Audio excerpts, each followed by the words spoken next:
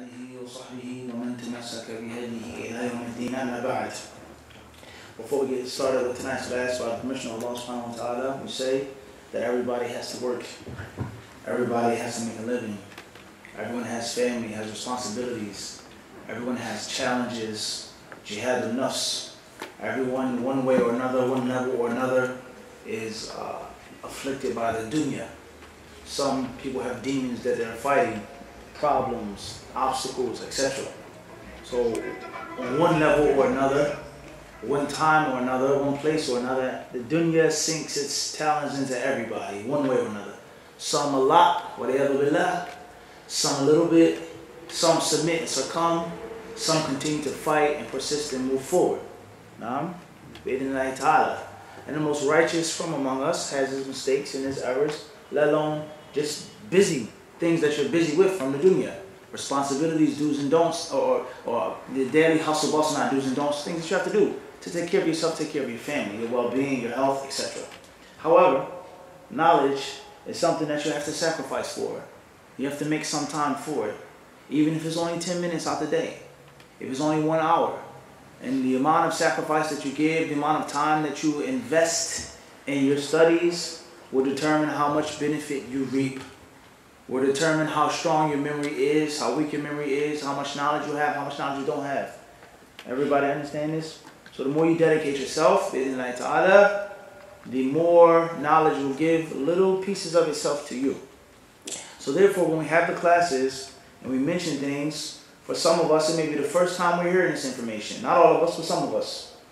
Or we may have heard the hadith or heard the concept, but the detail or difference of opinion or the styles like totally different. So if you don't go home and review and listen to the recording and review your notes and read the hadith again and prepare for the next class, you're only getting a small piece of benefit. You're not optimizing and maximizing what you can truly get from the class. And if you sit down and write down things, pay attention, study, review, you'll find maybe 20 rulings mentioned in a 40-minute class. Without any exaggeration. Not bragging, but this is the reality. This is the honest reality. Let alone principles, techniques, studies, fulan, this and that. So you have to make review. No matter how busy you how busy you may be, how busy you may become, no matter what responsibilities you have to squeeze time in to make review. That is the haqq that you deserve and owe yourself, let alone my right. Because I'm bringing you loads of information from classical sources, authentic sources. It's only right that you respect it just a little bit. Bi'idhnillahi subhanahu wa ta'ala. So therefore, when we talk about these different issues over which the ulama agree, issues in which the ulama differ, issues over which the salaf salih differ, hadith, fiqh, whatever the case may be, go and research your own. On top of review, Google it. Read another book, read a fatwa book, read a book of his madhab, and compare and see. And you'll increase what? Bi'idhnillahi ta'ala in your understanding of the concept. And you'll find all types of benefits that you never thought were possible just by giving it a little extra time. Review the class and prepare for the next class. Read the information ahead of time. Read the hadiths ahead of time. Do your own personal studies ahead of time. Then see what we can give you. You add to it, etc. Everybody understand this?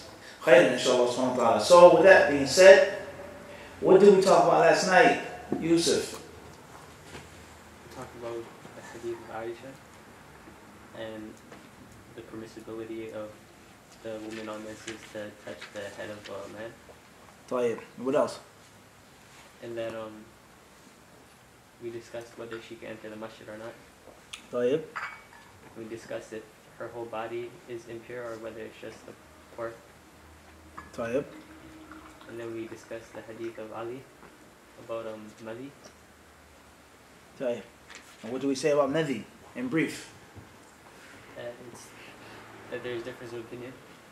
And some scholars say it's tahir, some say it's najis. Right? And from those two main views branch off 50 other side rulings. 50 other what? Side rulings based off of those two main views. Right. Ascent. Very good. Concise yet thorough. Right, let's move on to tonight's class. The author rahimahullah, he says, باب جواز نوم الجنب واستحباب الوضوء له. It says, chapter 6, A junub person is allowed to sleep, and it's preferable for him to perform ablution before sleeping. A junub is allowed to sleep, and it is preferable for him to perform ablution before sleeping. حديث عائشة رضي الله عنها قالت كان النبي صلى الله عليه وسلم إذا أراد أن ينام وهو جنب غسل فرجه وتوضأ للصلاة. حديث ابن عمر رضي الله عنهما أن عمر بن الخطاب سأل رسول الله صلى الله عليه وسلم أيرقد أحدنا وهو جنب؟ قال نعم إذا توضأ أحدكم فليرقد وهو جنب. حديث عبد الله بن عمر رضي الله عنهما قال ذكر عمر بن الخطاب لرسول الله صلى الله عليه وسلم أنه تصيبه الجنابة من الليل، فقال له رسول الله صلى الله عليه وسلم توضأ واغسل ذكرك ثم نم. حديث أنس بن مالك رضي الله عنه أن النبي الله صلى الله عليه وسلم كان يطوف على نسائه في الليلة الواحدة وله يومئذ 9 نسوة. يقرأ شريف.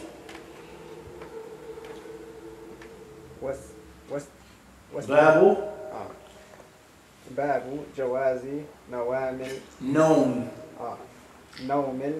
الجنوب واستحباب الوضوء له. حديث عائشة رضي الله عنها قالت كان النبي صلى الله عليه وسلم إذا أراد أن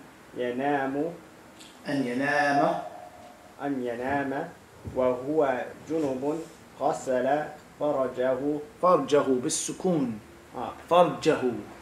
فرجه وتوضأ للصلاة. أحسنت. اقرأ صالح. From the beginning. حيث وقف. حديث ابن عمر رضي الله عنهما أن عمر بن الخطاب سأل رسول الله صلى الله عليه وسلم أيرقد أحدنا وهو جنب؟ قال نعم إذا توضأ أحدكم فليرقد وهو جنب. أحسنت. اقرأ نفيس.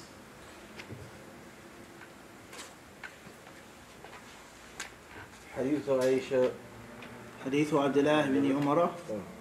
حديث عبد الله بن عمر رضي الله عنهما قال ذكر عمر بن الخطاب لرسول الله صلى الله عليه وسلم أنه تصيبه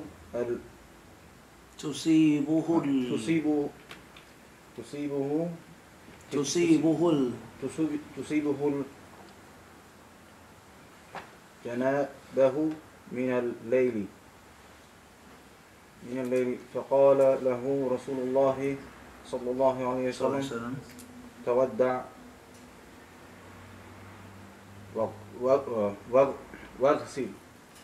واغسل ذكرك ثم نام. طيب أحسنت. بارك الله فيك. طيب اقرأ خالد. حديث أنس. حديث أنس بن مالك رضي الله عنه أن النبي الله صلى الله عليه وسلم كان يطوف على نسائه في الليلة الواحدة وله يومئذ 9 نسوة. صح. أحسنت. بارك الله فيكم.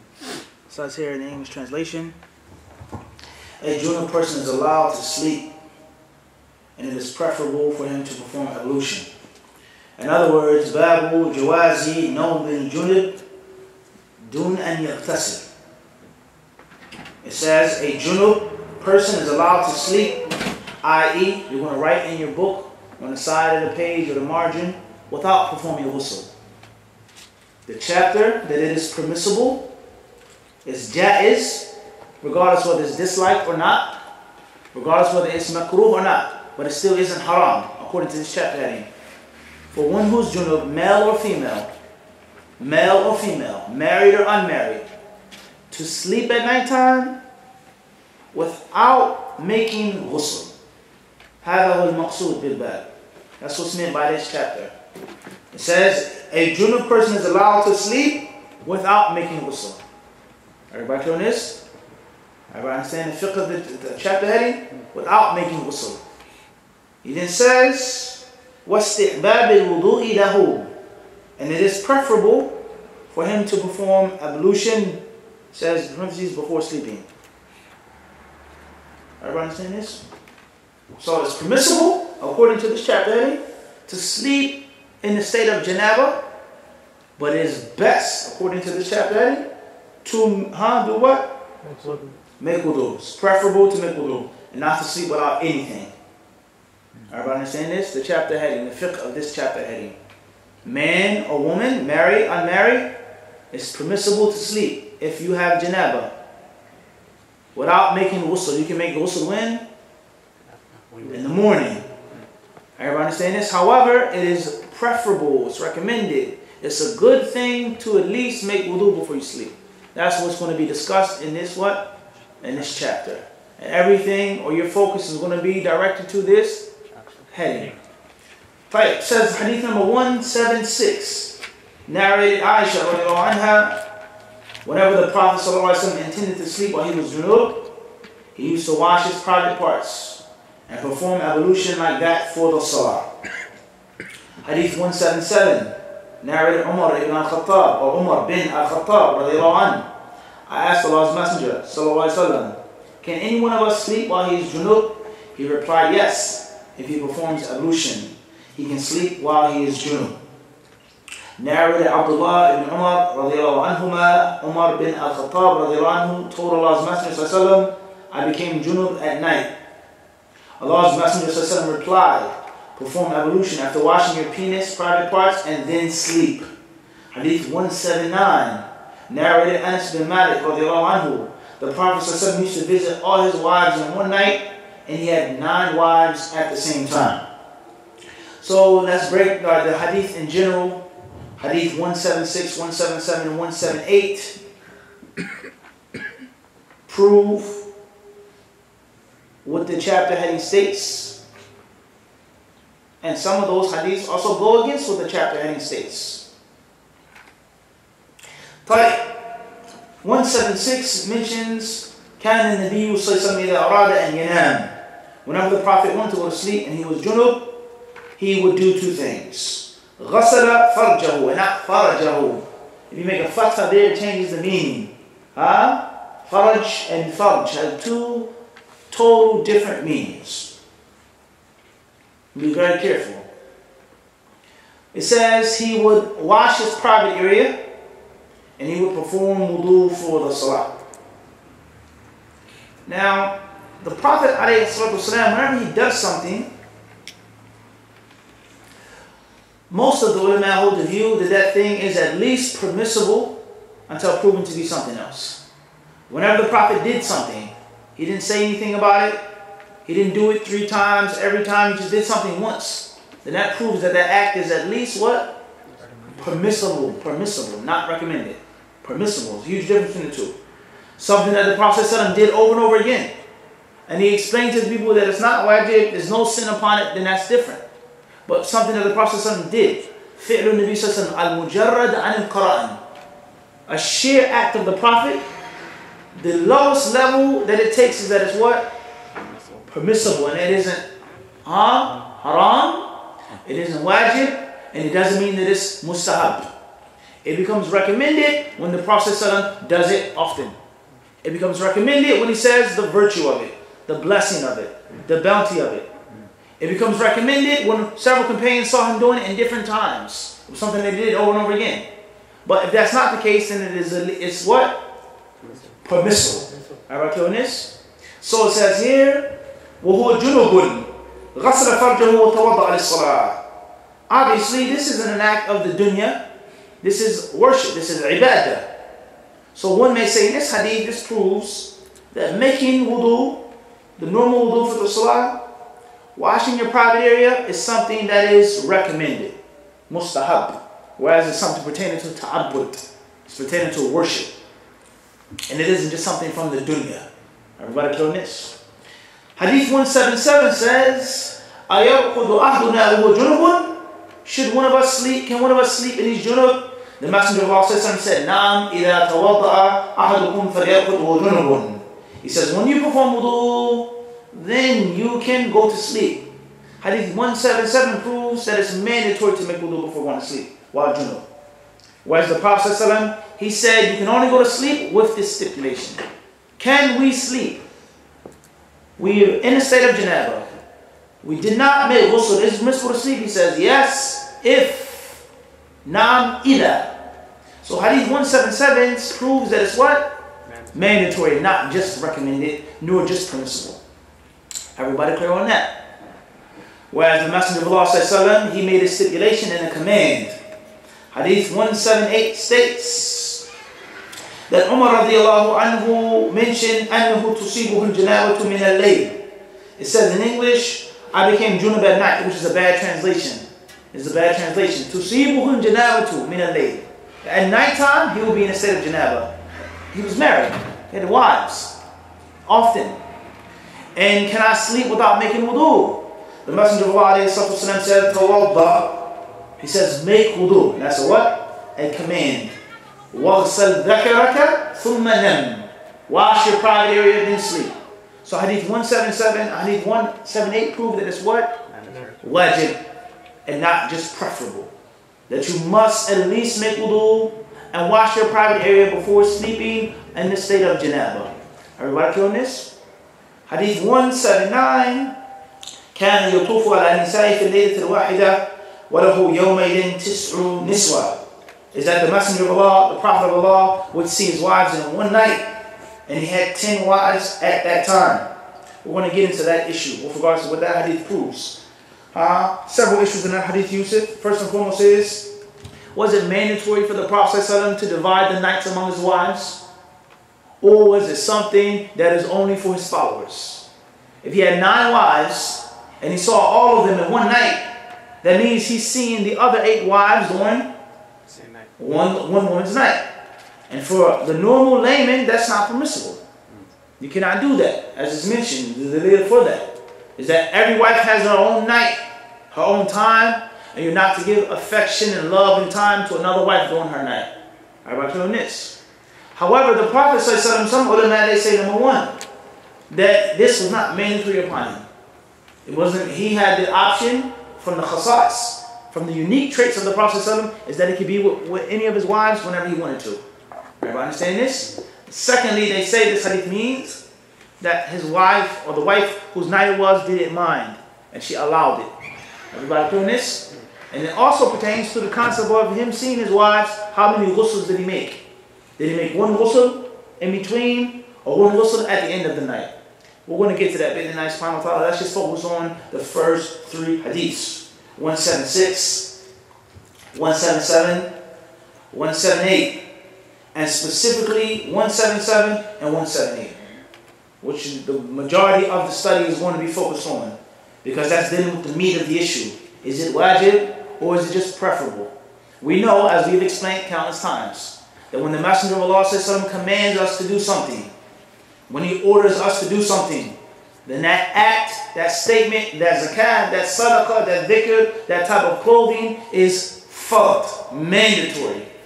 Until we have another hadith in which the Prophet ﷺ did the opposite. Or he said it's okay, la haraj, no problem, it's alright, do it if you want to, don't do it if you don't want to. And then the act becomes what? Recommended. It was already mandatory. Everybody understand this? If I say to you, wear a black hoodie, everybody clear on this? And then later on, someone says, Mufti, what color hoodie can I wear? I said, white is okay. Before I said that white was okay, wearing a black hoodie was what? Wajib fard. It's the dress code of the class. Do not come to the class unless you're wearing a black jacket. And then later on, I allow you to wear green jacket or a white jacket. So the first statement that I made isn't false, it isn't nullified, but it proves that my command wasn't for wujud. My command wasn't for obligation, but it was for what? Preferability, recommendation. And you can command someone to do something that's mandatory or recommended. Get up, I can make salah. And it's not mandatory for you to even make salah, but it's recommended for you to do what? Get up and make salah. And I order you to do it. I command you to what? To do it. But if you don't have my second statement about the white hoodie, the green jacket, then my first statement remains to be what? You must wear the black hoodie. So the Prophet ﷺ, he said, do something until we have another hadith and states otherwise, then that thing is what? Mandatory, wajib.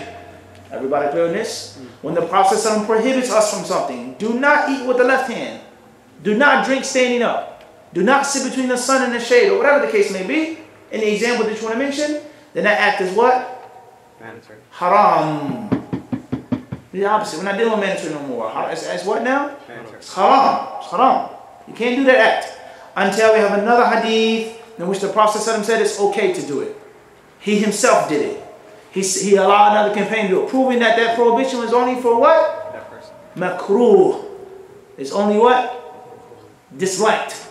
Everybody understand this? Don't sit like that. It's not haram for you to sit like that, but it's what? Disliked. Preferable not to sit like that. Obviously, wajib and haram, makruh and mustahab, they're all in one what?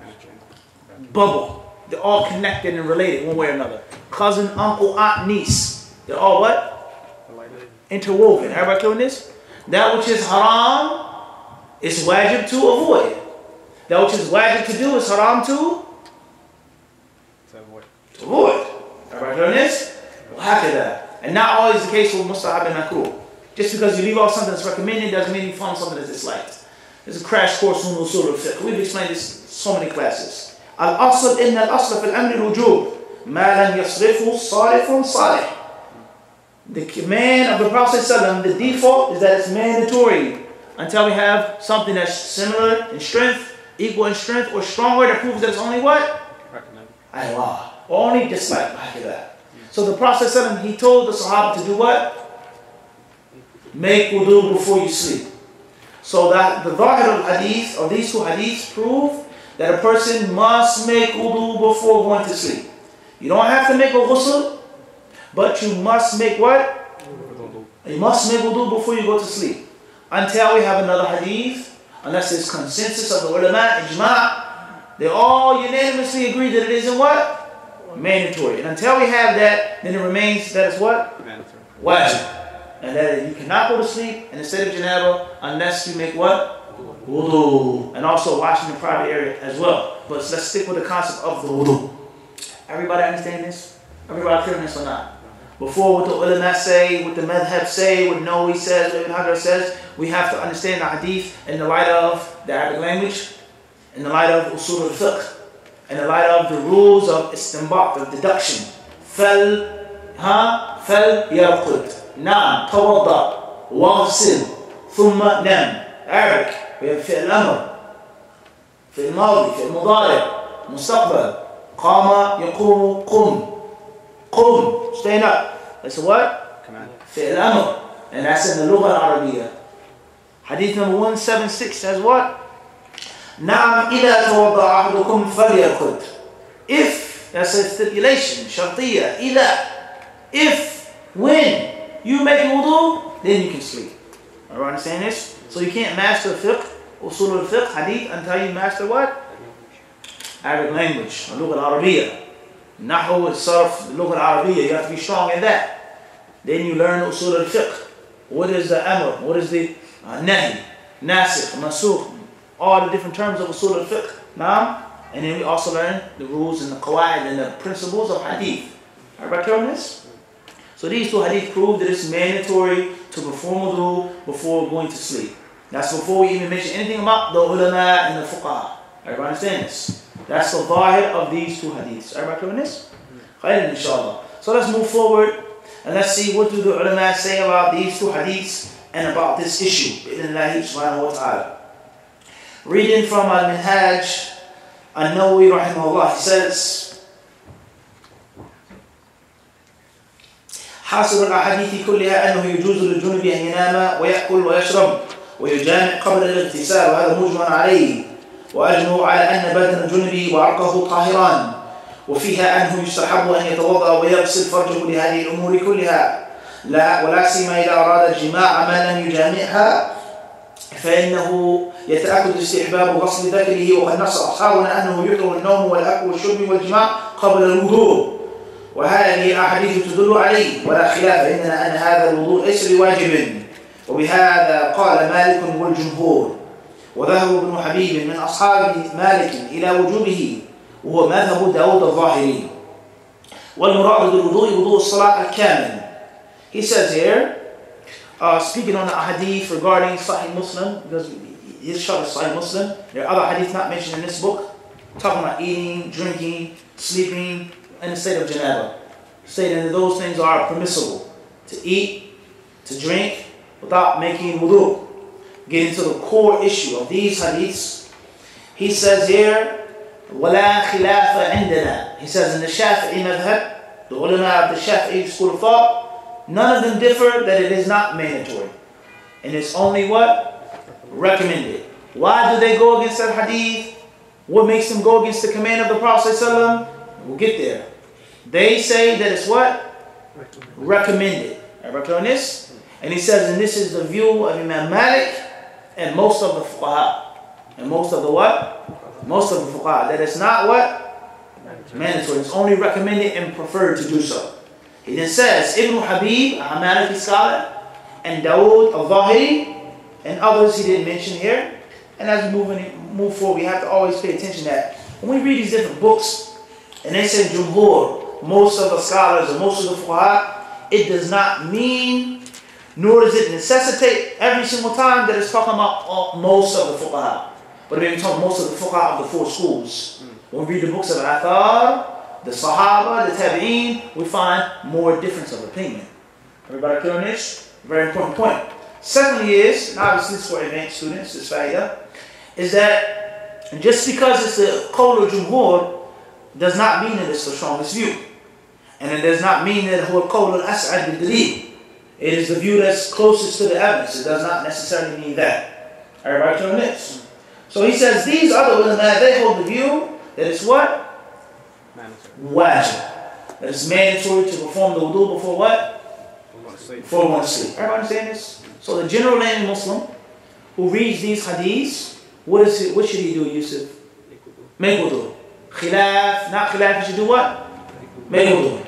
Everybody understand this? If he forgot, if he was tired, if it was very cold, he didn't have water, or whatever the case may be, and he heard the view of those ulama, then there will be what?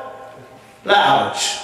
No sin upon the layman Muslim. No what? No sin. If the layman Muslim went to an alim and he asked him a question, and the alim said, you must make wudu. He asked him a fatwa, and that alim said that it's what? Mandatory. The layman Muslim must do what now? He must follow the one whose fatwa he took. Someone he trusts, someone he respects, someone he looks up to. This is my man, my sheikh, my mufti. It's upon him to do what now? Make wudu and not make ijtihad. About doing this, the layman Muslim who was taught some basic skills, like in the classes that we mentioned, and he didn't ask anybody. He wasn't from a Shafi'i country, a Hanafi country, a Maliki country, but he sat in class. He read these two authentic hadith with the principles, with the Lugha al-Arabiyyah. It will be his responsibility to do what? Make wudu, and it's fault. About doing this, and it's just that simple. It's not difficult and confusing as people try to make it seem. Those who do not know, they ask and follow those who do know. Those who do know must follow what? They follow what they know, what they feel is right. Their investigation. Those who are confused, mixed up, they follow that which is what? Safest. They follow that which is what? Safest. And the safest thing to do is to do what? Make wudu. And no one differs about it being recommended. They only differ on it being what? Mandatory. Everybody understand the simplicity of this now? You can't lose by just doing it. It's barakah, it's khair, so on and so forth, and I avoid the difference of opinion. Those ulama will say that I'm making a sin by not doing it. Everybody doing this? We got this or not? And this applies to the salah, hands, knees, this, the niqab, the beard, riba, anything you can think about. Everybody understand this? A confusion issue, go with the safest view. If you're a talib al-ilm, and you've studied, and you've read, and you've debated, you cannot just follow the safest view. You cannot just follow the majority, but you must follow what your ijtihad leads you to. And you're not to be a sheep and a follower and a tag-along. You're to use your own mind. This is my sheikh, this is my scholar. However, through investigation and research, I differ with him. Hafidhullah. Allah preserve him, I don't agree. Ever doing this? So knowledge is a beginner, different story. Someone who's not that strong, what? They restore it. Or someone who's developed his muscles. He's been working out, lifting weights, training. His mind. He has to what? Flip through the books and find what he feels is the haqq. Everybody understand this? If he's wrong, if he's in error, alhamdulillah, he slayed his claim with Allah. Because he had ikhlas, he was sincere. Everybody understand this? He who's right, but he isn't sincere, has a total problem with Allah subhanahu wa ta'ala. Because you are to follow what Allah sent down. اتبعوا ما أنزل إليكم من ربكم ولا تتبعوا من دونه أولياء. Allah says, don't follow that which Allah has not sent down. And Allah only sent down the Kitab and Sunnah. He didn't send down madhab. He didn't send down this view and this opinion, which are based off the Kitab and Sunnah. But the issue of difference of opinion, the Talibin has to reach to get as close as what? He possibly can. The layman Muslim, the beginner student of knowledge, is to avoid that. He needs to follow that which there is safety. That which is what? Safety. What you learn that's clear and easy and it makes sense to you, then you must what? Follow. Just that simple. Everybody understand this? Those who say that it's confusing, the fiqh is so confusing, hadith is so confusing, you have to follow madhab, you have to do this, if you don't, you'll never understand. They're not. That's not true. Everybody understand this? Khayr inshallah subhanahu wa ta'ala. So let's move forward. He then says, rahimahullah, وأما حديث ابن عباس المتقدم في الباب قبله في الاقتصار على الوجه واليدين فقد قدمنا أن ذلك لم يكن في الجنابة بل في الحدث الأصغر. وأما حديث أبي إسحاق السبيعي يعني الأسود عن عائشة رضي الله عنها أن النبي صلى الله عليه وسلم كان ينام وهو جنب ولا يمس ماء رواه أبو داود الترمذي والنسائي بن ماجه وغيرهم فوق أبو داود عن يزيد بن هارون وهم أبو إسحاق في هذا يعني في قوله لا يمس ماء وقال الترمذي يرون أن هذا غلط من أبي إسحاق. Now the question is, why do these ulama say that it's not mandatory? There's several reasons why. From them is the hadith in Sunan Abi Dawud, hadith in Sunan al-Tirmidhi or Jan al-Tirmidhi, hadith in Sunan al-Majah, that states that the Messenger of Allah ﷺ used to sleep, وَلَا يَمَسُّ مَاءً, and he never touched water. Hadith that the Messenger of Allah used to what? Sleep, and he never what? Touch water. These ulama, they use this hadith to prove that the command to touch water is what? Recommended.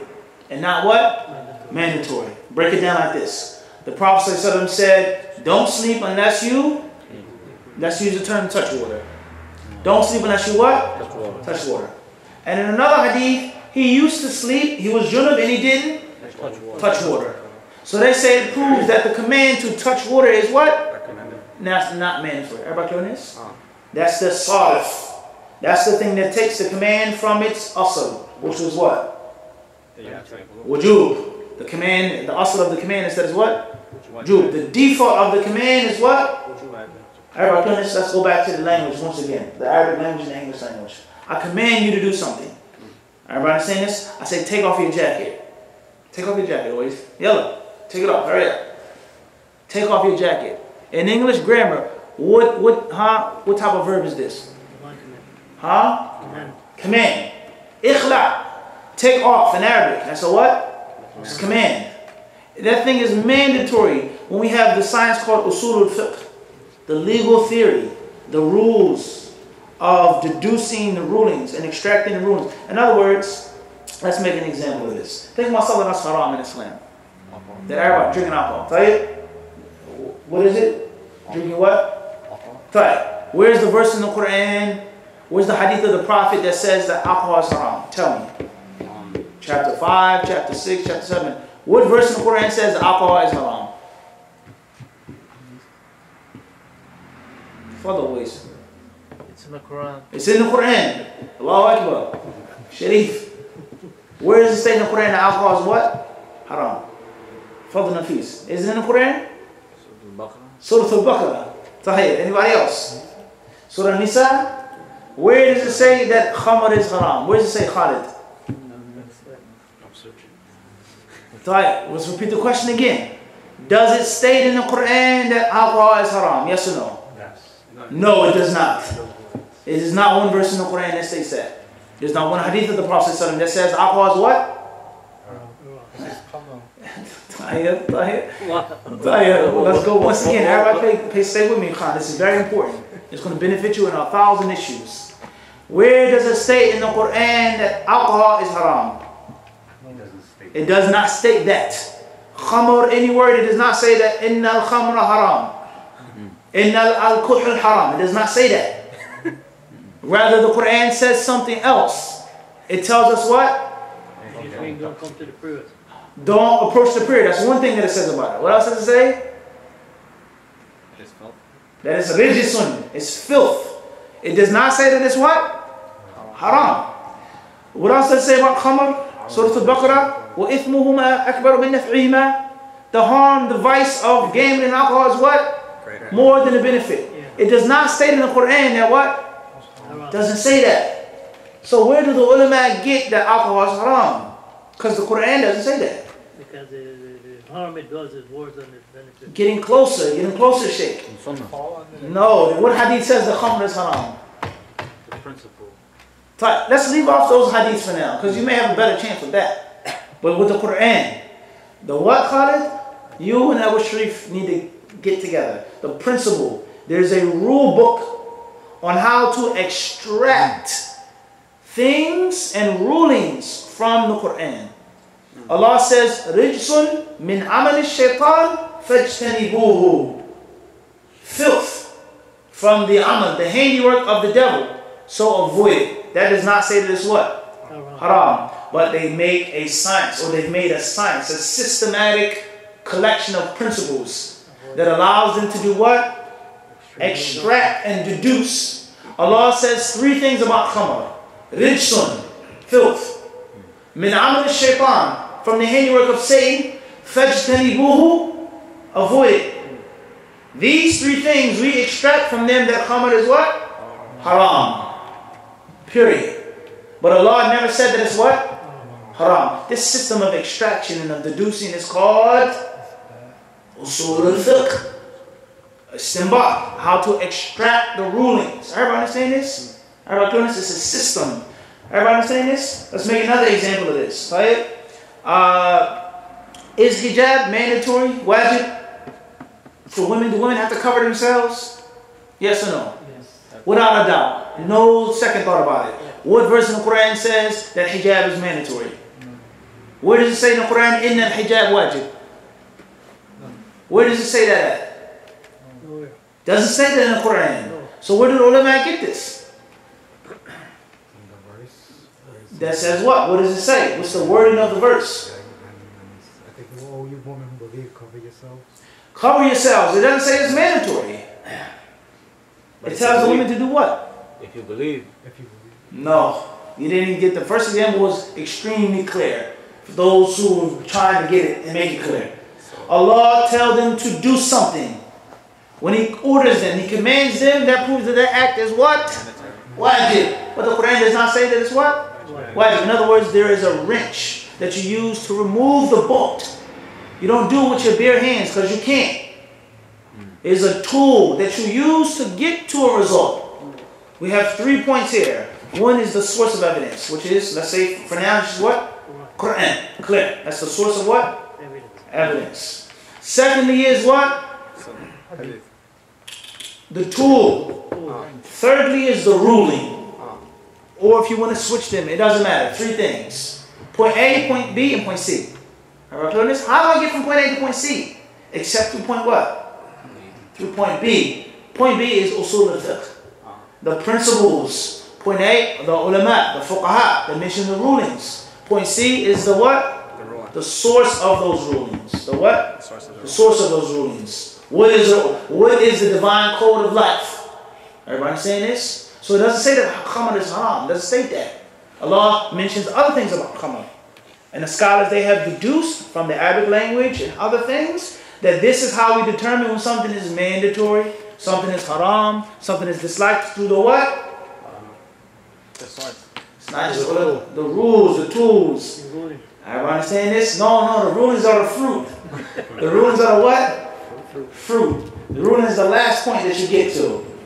We're clearing this for Al-Khan or not. Even if it's just a little bit. Go over it again.